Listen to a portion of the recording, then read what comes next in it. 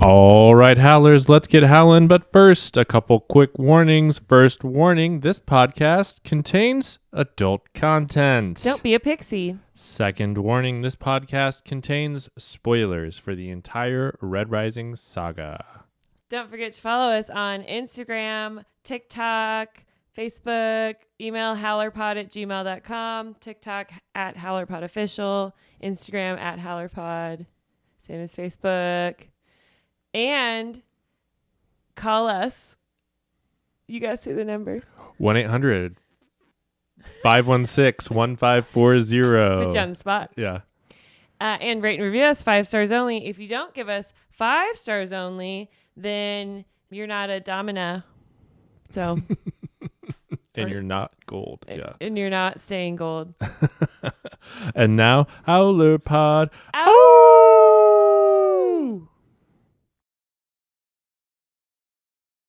Hello, Howlers. Welcome to HowlerPod, your podcast for all things Red Rising, where every episode we dive deep to break down, celebrate, and discuss all aspects of the fantastic Red Rising saga by Howler number 1, Pierce Brown. Ow, ow!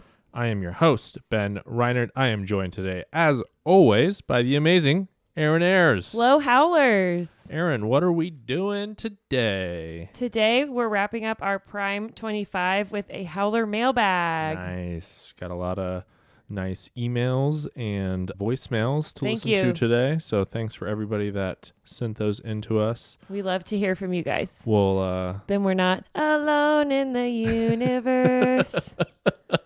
what is that from? Susical the musical. Oh, okay. I think. I hope so. That felt right. Don't copyright claim us on YouTube. Okay.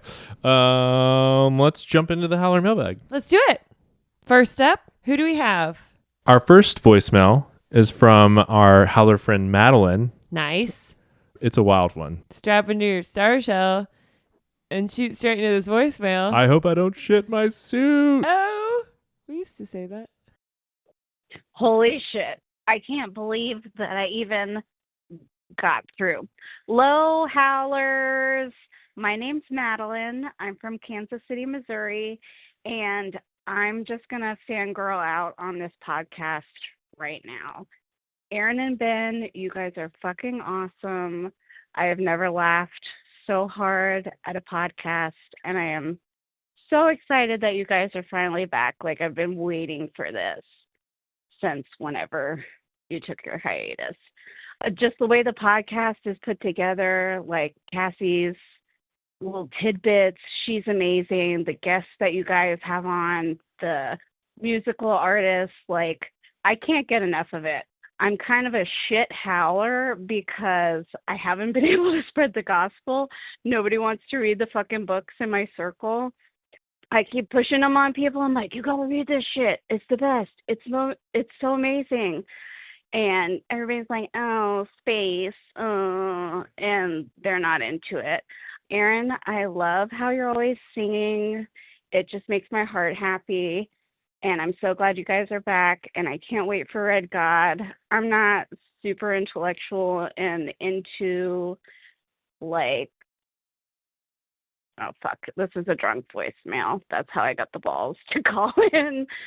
But, yeah, it's just sublime, chef's kiss, best shit, right up there with Pierce's writing. Like, just the perfect compliment to the books is this podcast. I got to give a shout out to my friend Toots Moss, Taylor Moss, who shared the gospel of Red Rising with me. And I was just like, okay, I'll give it a shot. And the first book just, like, totally grabbed me. And I got on the train late, like, I think all the books that have been published before I started reading them. But I just devoured them, and I loved it. And I devoured the podcast. And just keep doing what you guys are doing. And keep repping KCMO. Thanks, Howlers. Howler out. Ow! I love it. Madeline, that was incredible. Howling to the left. I also like how we like force everyone to howl at the end of everything. You have to do it. Madeline, it sounds like you need a new circle. Like maybe you should go to Me Like Bees on December 5th at the warehouse on Broadway in Kansas City, Missouri. Yes, come hang out with us. You're right here. Why not? You live You're in the not town. alone in the universe. We'll buy you a drink. That was a fun voicemail. Thank you for that very, very nice voicemail. Thank you. We love you too. Keep trying to spread the word. We all do our best. I just got someone at work to do it. So yeah, it sounds like you're doing a good job regardless of whether those dummies are able to read or not. Hey, not everyone deserves Yeah. the gospel of Pierce Brown. Oh, space. Oh. Oh, murdering thousands of people in space. Oh. Pulls up butts. All right. Our next email is from Jim. Jim. He says, "Hello, Howlers. I'm sure someone has suggested this, but I am watching Arcane, and that feels like the only way to do Red Rising on the screen. There's no way to get actors who are good and look like the description and are the correct size of the characters. I'd rather that than a bunch of CGI people interacting with live actors. Thoughts?" I agree. I love Arcane. Arcane is very cool. I do love the animation style. This isn't a spoiler if you haven't seen it, but there's a scene where people are flying around, and I thought, this is so Howlers. Yeah, there's a lot of Red Rising-ish stuff going on. More like steampunk Red Rising. Steampunk. Yeah. Well, that's what reminds me of like Severo and like grungy Howlers. And I do think it would look rad, and I get why people want an animated Red Rising series. I think it's safer for me to not hate it. I agree it probably would be better. But this is my but. It just lowers the ceiling on the appeal of For Red others. Rising. Or like how big it can get. Yes. It lowers the ceiling of how big it can get to me. If you do a big live action and it's done decently well. Like a Game of Thrones. Yes. I mean, well, I think Red Rising has the potential to be Game of Thrones level. But without like changing I think it's capable of that. I think that's a very narrow pathway to get through. Sure. But I think it's worth trying to me. Full disclosure, no matter what happens, I will like it because I like everything in this universe. But I think Jim's right where you can make the characters look more like what we probably picture in our heads from what's written. The problem with Arcane and any animated series is how long it takes to make two. I guess that's the same with live action. Yeah, I mean, nowadays with live action, 3 years between fucking House of the Dragons seasons. That was tough. Like, come on. That was tough. Yeah, we still don't have that. So yeah, I mean, I get the appeal, and I do think it would be cool. And so I understand like why people go that route, and I would be down for that if that's what they choose to do. I'd be so stoked. But I would rather see it in live action personally. Just live action, I'm more nervous. I would hate it because there's been so many, books turned movies that are like, especially when it's fantasy. You really have to be able to detach. It's like it's an adaptation of the story that you love so much. Right, it's not the same thing. You can't hold that. So kill your babies. You disagree with Jimothy? I agree with Jim. Jimothy. What's Jim short for?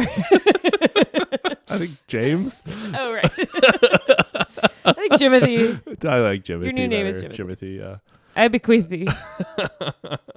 Next, we have a voicemail from our friend Cassie P. Cassie P. She She got a shout out from Madeline. So here you go, Madeline.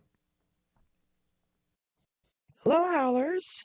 Last week, the subprime primes had little to no lines, and only one had a name. This week, the subprime primes for Iron Gold, Dark Age, and Lightbringer have slightly larger presences, whose actions continue to have an outsized impact on the course of the series, and all three also share the unfortunate trait of meeting unexpected ends. So for Iron Gold, Nathan Hale is quoted as saying, "I only regret that I have but one life to give for my country." When Wolfgar unexpectedly gave his one life for the Republic in that moonlit Luna garden, it sealed Severus and Darrow's paths forward as surely as when Cortez burned his ships. Darrow already knew he was stirring up shit for Mustang by leaving, but by killing the Archwarden and the Vox favorite, well, I'll let Darrow's own words say it. With Wolfgar's death, I ignited a wildfire across the Republic that has shifted popular opinion against the war and my wife.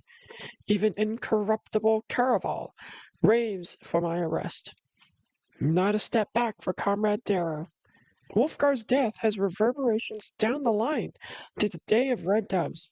With their beloved founder killed, the Wardens side with the Vox and turn traitors to the Senate. On the Obsidian front, while Sephi likely had things in motion already by the time Wolfgar died, Ephraim had wondered if Wolfgar's death was the factor that shifted Sephi into high gear and making the All Tribe a real entity in Sol politics. That's the solar system version of geopolitics. Now for Dark Age, we continue the theme of unexpected deaths with Seraphina al-Ra, who, as Cicero al-Votum put it, tried to dance with the rail slug. Her last words were, "Gaja, don't be such a..." Her actions in Iron Gold dragged Cassius and Lysander back from the margins and into the center of the fray. The information she retrieved enabled Dido to launch the Rim coup, which led to Romulus's death. It was against her hosta that Cassius finally fell, leading to Lysander revealing his identity. And of course, last but not least, she provided a much-needed blip of macabre comic relief when she was abruptly severed in twain. For Lightbringer, there were a handful of lackeys to choose from, but the most consequential has to be none other than Lysander's Eskimo brother, Ajax al-Grimace, who perished in an unexpected defeat when ambushed in a trap set by Thraxa and Victra. If I had been paying attention, his death was all but spelled out when he pissed on Diomedes al-Ra's cloak and honor. At first glance, the drama between Ajax and Lysander is just a side story, resulting from an ambition and jealousy-fueled inferiority complex Ajax has when it comes to Lysander, which drove him to try to kill Lysander twice on Mercury.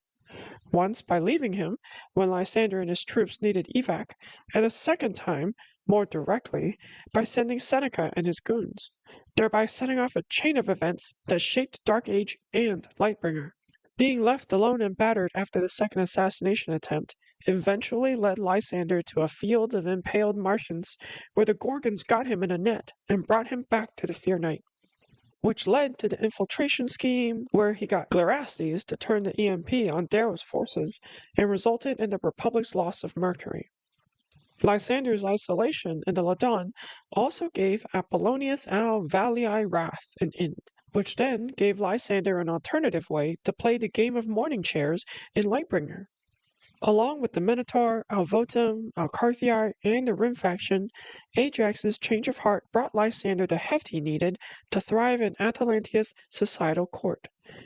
Ajax's skeletal redemption arc leads to an off-screen but very much on-camera beheading and bodily desecration that invoked the Trojan hero Hector's death from the Iliad. Of course, Lysander recovers all of Ajax's body parts. After all, Ajax had said to Lysander, "We're family now, you and I." And family means Ohana, and Ben knows very well by now that Ohana means no body part gets left behind. Those are my picks for the second half of the series, Wolfgar, Seraphina, and Ajax. But I want to conclude with one little tangent on Lysander. When he bends the knee to Atalantia during his triumph at the end of Dark Age, that was just a fancier and less sincere declaration of, "She is our conqueror." And that's it for me this time.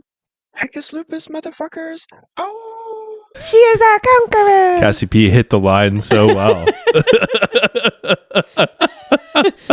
I love that.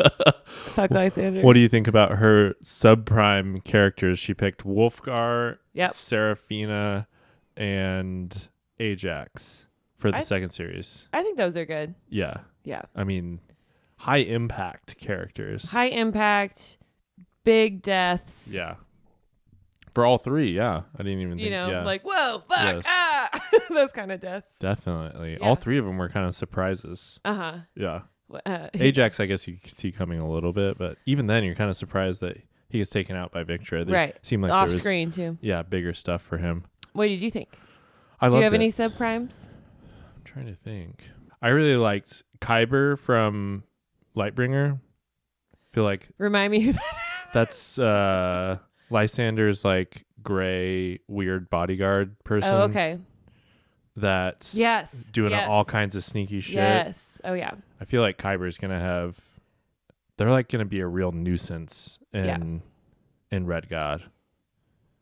Protecting Lysander and just like their loyalty. Mm-hmm. Or maybe they're, I think there's some rumors out there that there's some subtext to Kyber maybe being a traitor of some sort. So, or like part of the Rising. We don't know who all is going to not like the whole murdering an entire color thing. Yeah. That is kind of a wild card to play. We don't know who might not like that. We'll see. We'll see how that goes. Good luck, Lysander. Good luck. Next up, I want to read a list. That was a comment on one of our YouTube pages. Okay. Someone gave us their top 5, and this is shookething. You are shooketh after reading it? Yeah. But this is by @Omnisphere Ragnar. So, number 1, Ephraim. Okay.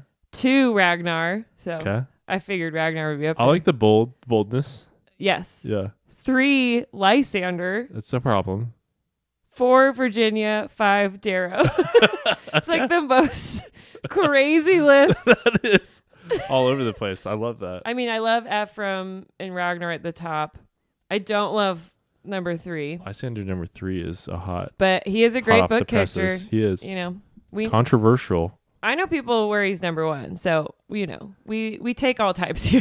Yeah, he's hard to like, but I guess it comes down to what's your criteria for most prime. But did you notice that's a personal thing? No Cassius. No Severo. That's fine. I carry the torch for Cassius. Oh, okay. I don't need anybody else to do it. Right. For me, So thank you. I enjoy it when people do. Yes. But I'm very secure. You're secure that Cassius is beloved. Yeah, and is the best character. Yeah. Oh, okay. Yeah.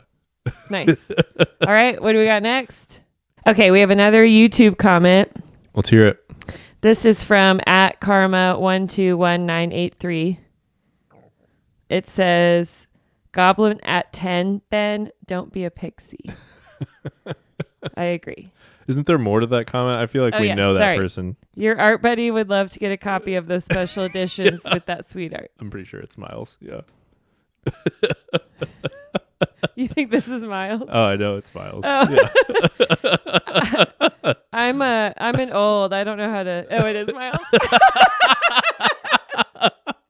Like, how do I see who people are on YouTube? That's hilarious. That was like a sleeper bot. Next, we've got an email from our Howler friend Nate from Denver. Nate said he's very much like Aaron. He created a list of criteria and then a spreadsheet and then ranked all his people based on his criteria. The amount of characters you have to go through, it kind of warrants it, I think. His criteria was importance to the story, physical badassness, mental badassness, likability, number of books mentioned in. That's a good one. So he gave us his full top 25. I'm just going to give you his top 10. Romulus. Are you at 10? Yeah. Okay. Number 9 is Holiday, Lysander, Apollonius, Diomedes at number 6, Victor at 5, Severo, Cassius, Mustang, Darrow. Nice. I like that list. It's a pretty solid list. It's a good list. Yeah. Good job, Nate. I like your criteria. Yeah, number of books mentioned is good because that cuts out some of the big impact, less time, and badassness. Badassness. Thank you, Nate. You got to account for that. Okay, we have a comment from Samantha about Lyria giving up Figment. So I'll give the TLDR first. Lyria getting rid of Figment was the right choice. Damn right, Samantha. So now I'll dig in. Thanks for being on the right side of history. Yes. I thought you'd like if I read this. I believe that both things about Lyria and Figmentum are true. I think Figmentum. I think Pierce is great at writing in a million threads that he can pull on, and if something doesn't work, there's a better path. He snips the thread. But even if this is the case, I truly believe Lyria giving up the figment is so incredibly crucial. Just by being Lyria, this little red that can hide often goes unseen even when she isn't trying to hide, and let's be honest, is an adorable little gossip that does such big things. Though I think more than anything, I appreciate her so much for being the catalyst in every situation that finally brought Darrow, Severo, and Cassius back together. She accidentally tells Severo about Ulysses, which makes him go with Darrow. Then she spills this while drinking with Cassius, which comes out in an argument and finally lets them beat the shit out of each other so that they can then move on to forgiveness. Lightbringer is such a beautiful book, though without Lyria, its story does not exist. There There you go. Thank you, Samantha. One tally for Ben. Lyria giving up Figment. She's so smart.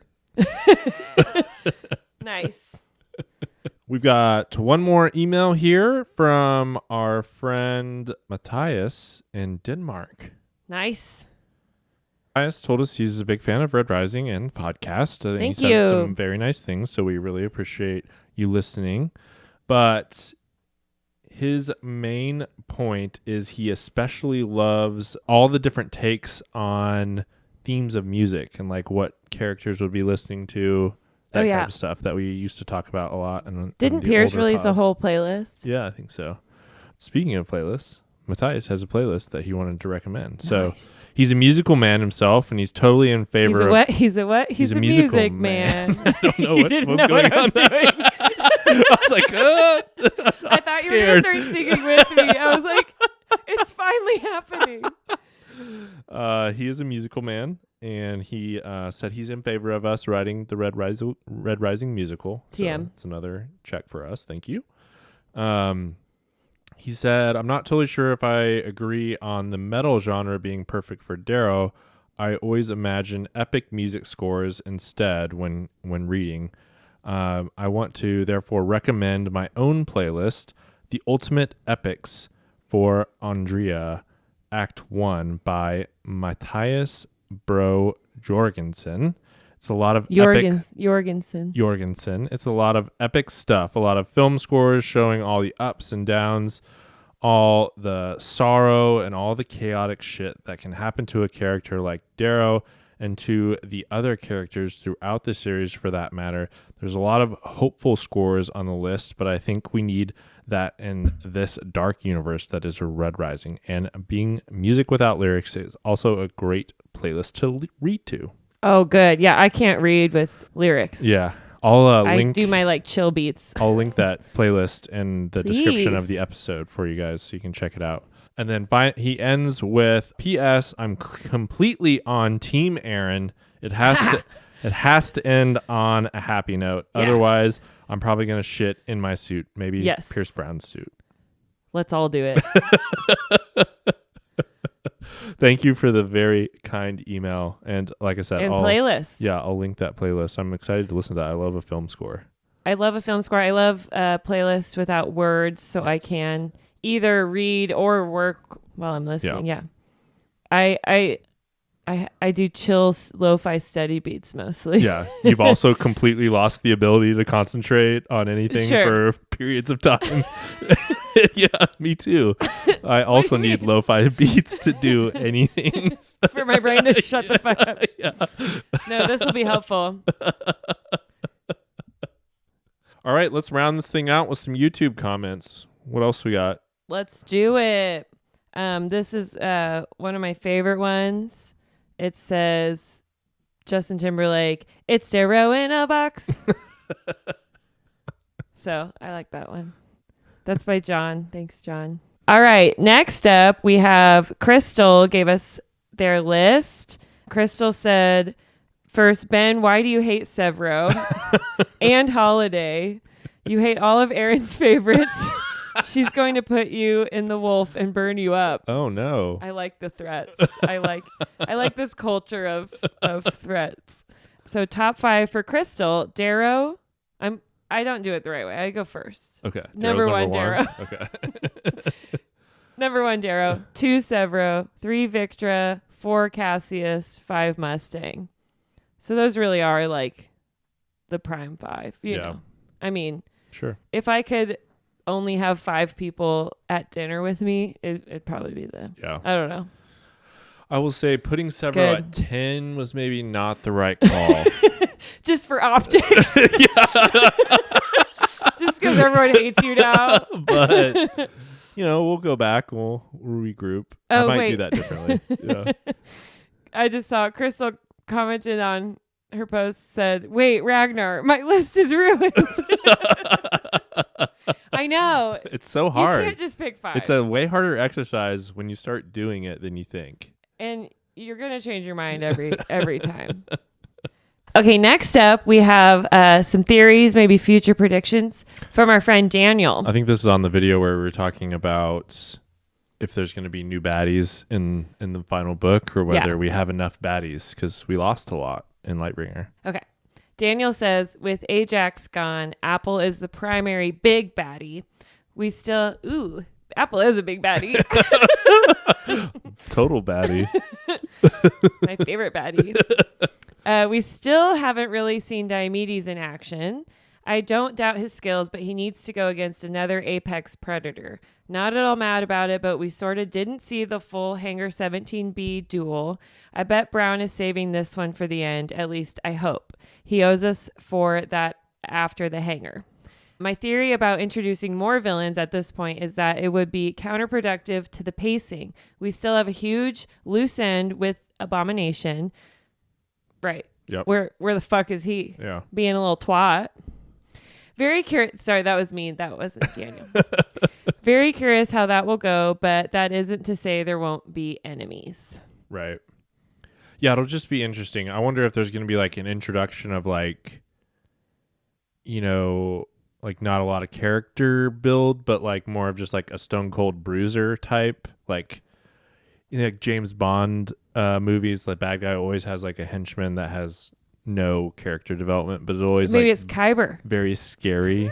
Yeah, it could be like I don't know. Or someone we already know. It just seems like there's not.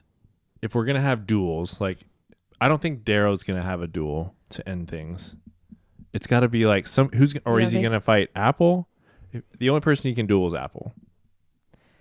See, all these questions is why it's so hard to finish. And this then, book. like, what do There's you have? So many questions. What do you have Diomedes do at that point? Who's Diomedes dueling? Right? Maybe back-to-back duel. Yeah. Maybe we put everyone in a room and we do like WWE Royal Rumble. Royal Rumble. Hell yeah! There we go. Now we're talking. Yeah. Because I feel like you have to do Apple and Darrow. They have to finish what happened on Venus. Yeah. And then found you. Pierce has also hinted that we will see Diomedes in Full Metal Diomedes. Okay. But I don't know how they're going to accomplish that other than if he's just kind of like ripping up faceless baddies, Yeah. Which can be a thing. It could be cool. And the whole book can't just be duels. Right. So, At some point we need to like stop fighting and turn a corner. I'm going to leave this one to Pierce. Probably let him figure it out. Yep. I think he's pretty qualified. Probably a good idea. Yeah. All right.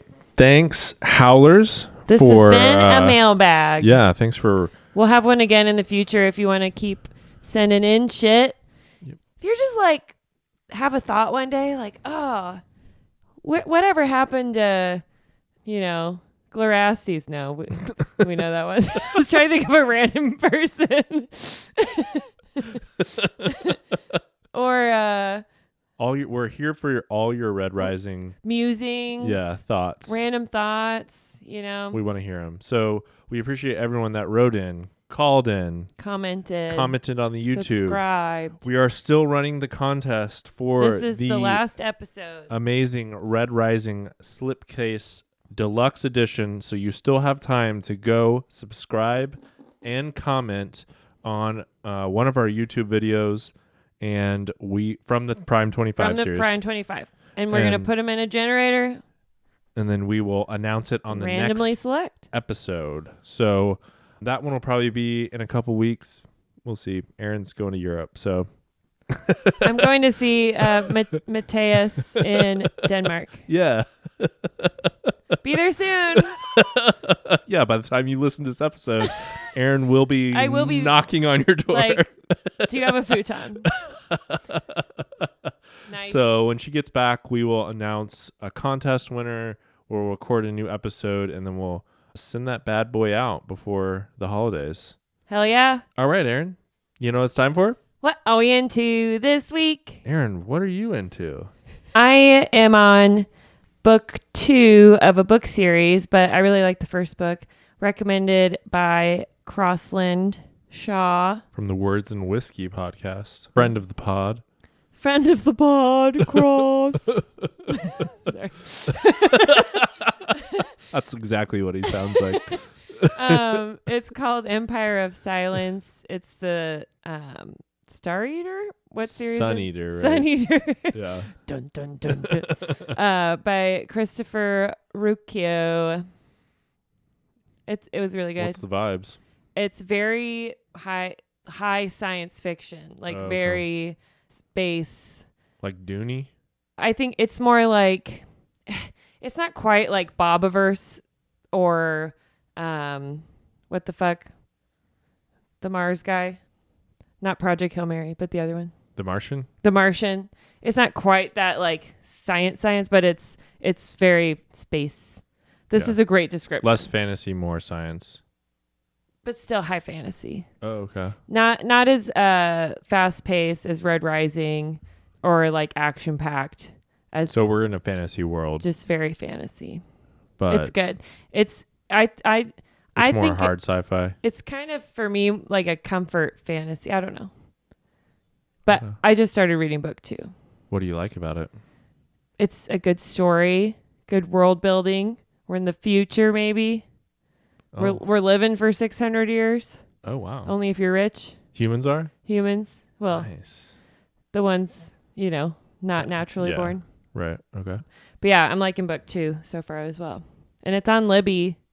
Full free. Sick. What are you into, Ben? I've got a tough choice here. Yeah. Do you want... We could both be into Begonia. We did go see Begonia together. I was into it until... Towards the end, it was like... it got a little bloody. It's pretty wild.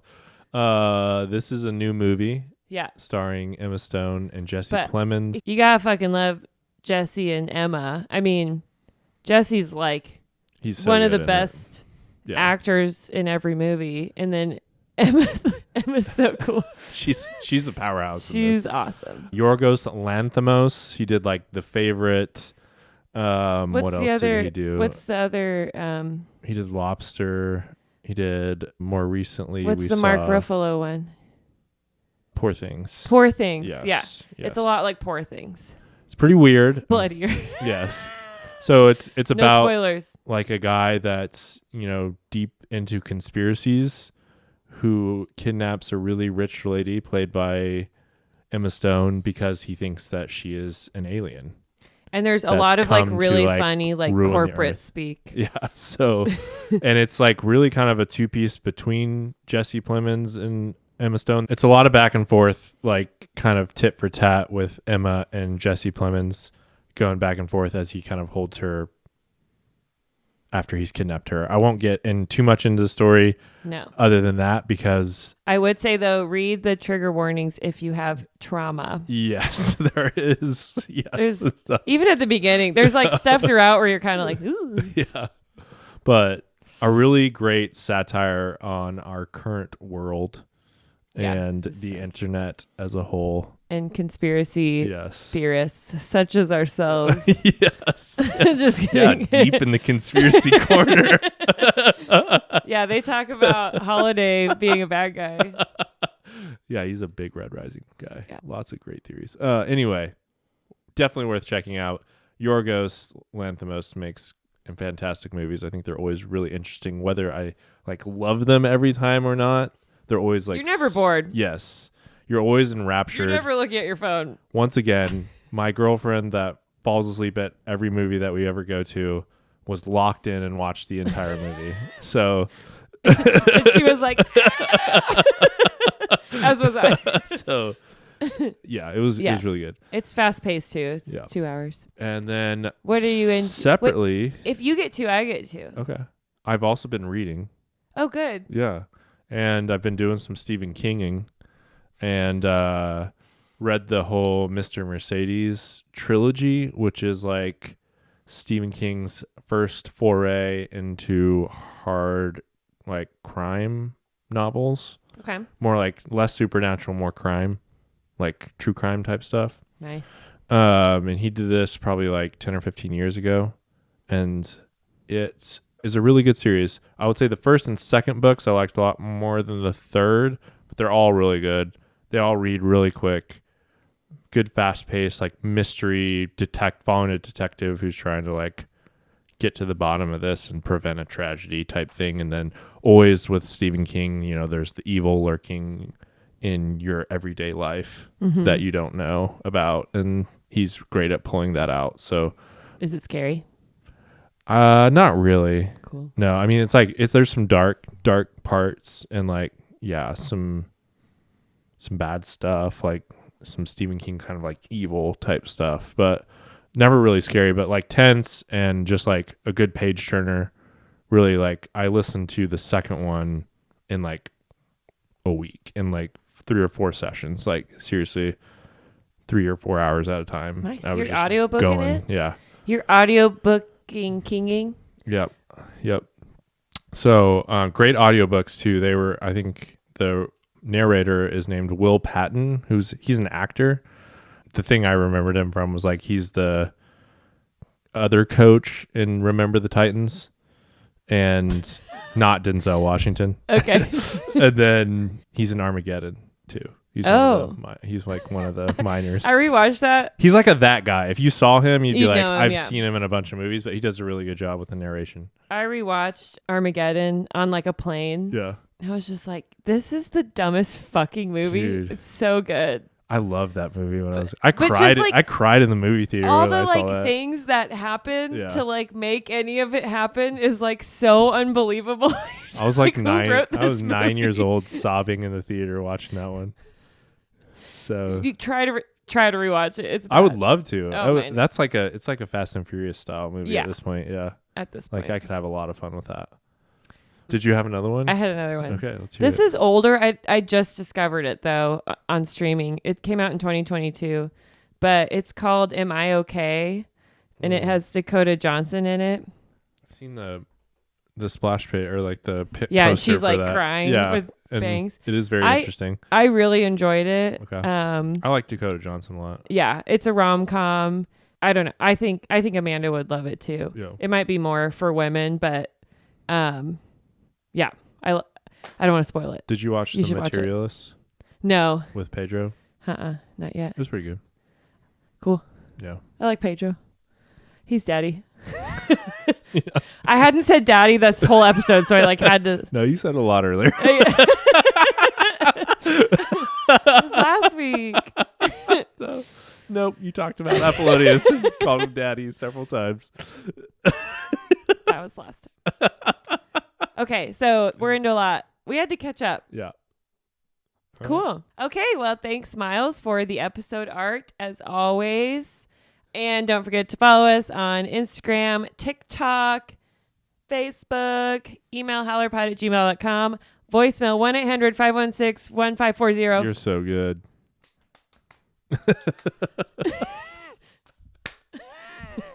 Who is podcast people have no idea what's happening middle right school now. cheerleader. Aaron did a hand jive. I don't know. No, it's like yeah, it looks like a hand no, it's jive. like that. And rate and review us 5 stars only. If you don't give us 5 stars only, then we won't call you daddy. So all right, thanks, Howlers. Omnis for Lupus. Ow!